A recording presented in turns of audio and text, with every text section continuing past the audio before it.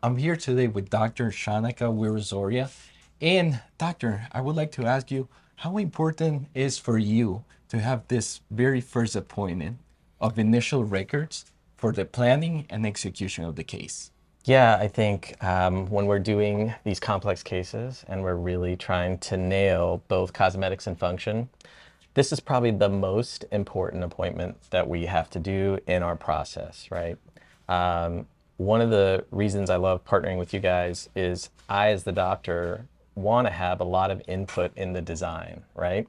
And so using the photography, the digital photography that we are doing, the 3D scanning that we're doing, and then eventually the 4D scanning, it really does help us to get what we love is predictable results, right? When we get to that surgery day, the idea is that things go as smoothly as possible. And all of that starts with what we do today in this first records appointment. Wonderful. Thank you so much, Doc. Yeah.